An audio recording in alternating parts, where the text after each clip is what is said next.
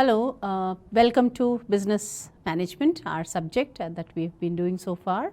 We move on to another very interesting aspect of the function of management, which is staffing. In this module, you learn about what is staffing, why it's important, what are the factors that are responsible for good staffing.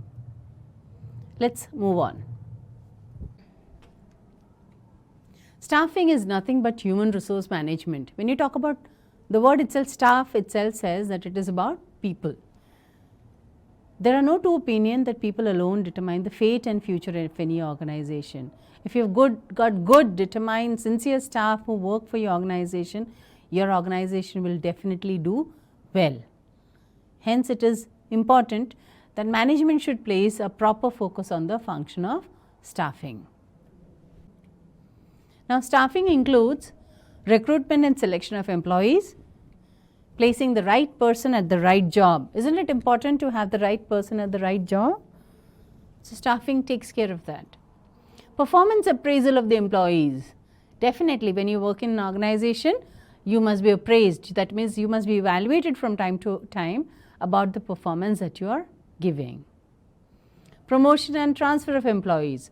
A lot of organizations may have different branches, so you may have transfer from one organization to the other, or within the same organization you may grow from a middle level or lower level to top level management. Training and development, most definitely, if you're talking about how your employees are to be trained and developed, staffing is a very important aspect. Motivation and rewarding of employees. Staffing includes how you motivate your employees and how you reward them for the good work that they are doing. Werrick and Kuhns define staffing as filling and keeping filled the positions in the organization structure. So, it is filling and keeping filled positions in the organization structure. So, staffing means making sure you have right kind of people and right number of people. So, no position in your organization goes blank or vacant. Now, why is staffing so important? Staffing is important because proper staffing helps the organization to achieve its objective. Can you imagine an office or an organization where you have so many positions but poor number of people? How will the work get done? How will you achieve your objectives? But imagine another organization wherein all the necessary posts are filled by competent and capable people. This organization will be definitely able to achieve its objectives. Proper staffing activities like placement enable job satisfaction. Very true. Whatever job you do, if you are really interested and if you enjoy that job, it gives you a sense of satisfaction at the end of the day. So, when proper staffing is done by any organization where you are placed at the right job for the right kind of requirement, you would have a sense of job satisfaction. It helps to develop good labor relations. So, it definitely, if you are able to place the right kind of people at the right kind of jobs, would definitely lead to job satisfaction, which would have where you can enjoy good relations with your employees. Proper staffing activities like training helps to improve efficiency. Goes without saying that anything that you do, if you're trained in it, you would definitely be able to perform better. So, when in your organization, if you have proper training, definitely would lead to better efficiency. Staffing allows to help reduce absenteeism and employee turnover. Staffing function helps to reduce absenteeism and employee turnover, because you are making sure that everybody is getting trained, the proper people at the proper job with proper kind of motivation and rewards. That would definitely lead to better reduction in absenteeism and employee turnover. Proper staffing facilitates teamwork in the organization. The kind of people who are working in your organization, the kind of relationship they have between them definitely would help in the working of the organization. Staffing enhances corporate image. The kind of employees you have, the kind of efficiency they have, the kind of work that they do definitely would put up any organization with a better image in the business community, in the world where they are working. Definitely helps. It helps the organization to face competition effectively. When we talk about staffing, we are talking about recruiting the right kind of people, placing them at the right place or with the right abilities that they possess. Definitely the organization will grow and develop better. Now, there are several factors which affect staffing, which is both internal and external. Let's look at some of them. Internal factors. Promotion from within. Promotion from within the organization has many advantages as it leads to employee morale, his or her long-term commitment to the company. So, when you worked in an organization for a long period of time, you would be in a position where you are able to move in the same organization, move yourself up in that same organization. But let me put you in a spot and let us think and answer. Is it a good idea to promote people from within the organization, or should new people be recruited for the positions? Think about it for a minute and then we will move on. Hopefully your ideas match with what I have in mind. The aim of the organization should be to employ competent and capable people for the job, either from within the organization or from outside. It should not matter the kind of people that you are recruiting should be from within or from out, but the important aspect should be employing competent and capable people for the right kind of jobs. The policy of open competition, that is another internal factor.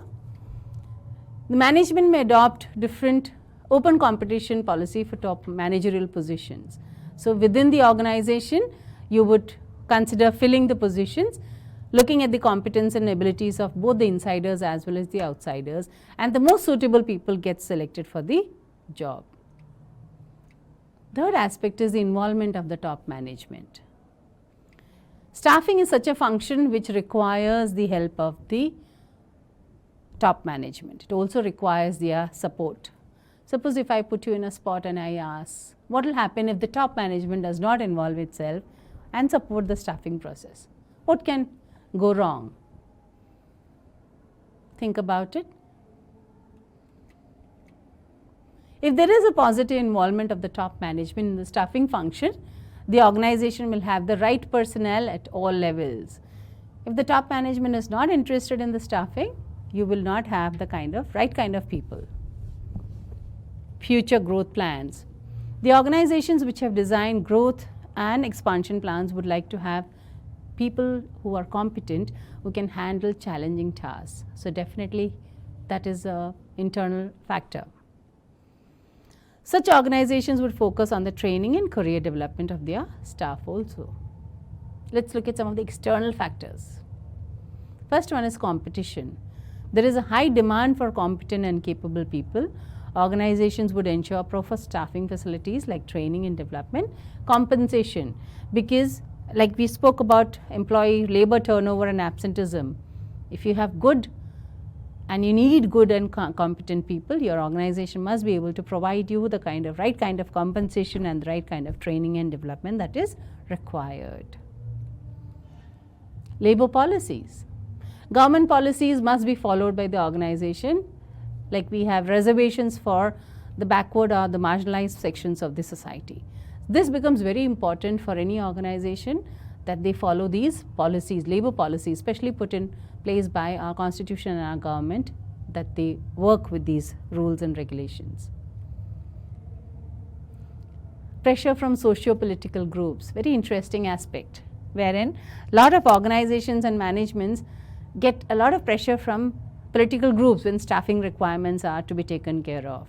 But again, this is a factor that must be considered by the organizations and the management, how to deal with such kind of requirements or threats, you may call them. Educational standards. If the educational standards of a society are high, definitely organizations will have skilled personnel at all levels. Supply and demand for labor.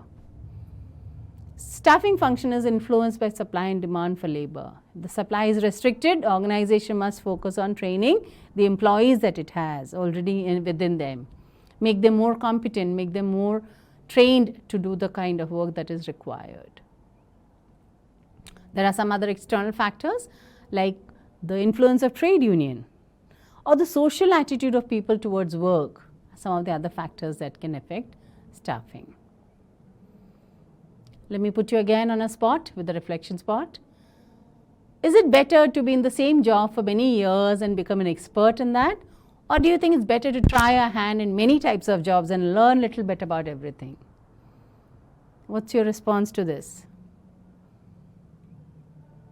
I'm sure you must have come out with very interesting answers. Another very innovative, or not innovative, very interesting aspect of staffing is the job analysis, which begins with the recruitment process, analyzing the job. Job analysis is the process of studying and collecting information relating to the operations and responsibility of a specific job. You as a who goes on to look for a job, you also must analyze the kind of job that is being offered, the kind of responsibility that you may be placed with. At the same time, the management will also be responsible for this kind of analysis. Job analysis is very important because it helps in recruitment and selection, acceptance of the job offer, not only for the management but also for the person seeking the job. Proper placement, because if you have analyzed yourself and you know where you are going to be, with your competency you will be put in the proper place. Performance appraisal, if you have been working consistently and competently, definitely this will help you with your performance appraisal. Leads to better effective training, helps you in evaluating your job, and also helps in promotions and transfers as we spoke earlier. Job analysis gives information on job description and job specification. Now, what is job description and what is job specification? In 2 lines. Job description talks about the job title, the job duties and responsibilities that come with it, the authority, the salary, the incentive, the working condition, location of the job, etc. Now, job specification becomes more of a psychological aspect. It talks about the physical traits, the mental qualities and the qualifications, the family background of the employee, the interpersonal skills and the training that the person has gone through. So, today we have learned or dealt with what is staffing, its importance and factors affecting staffing. We have also dealt with job analysis in brief. Now, what we had done in this module is just a part of staffing. There is another very interesting part called motivation, which we will learn in the next module. Thank you.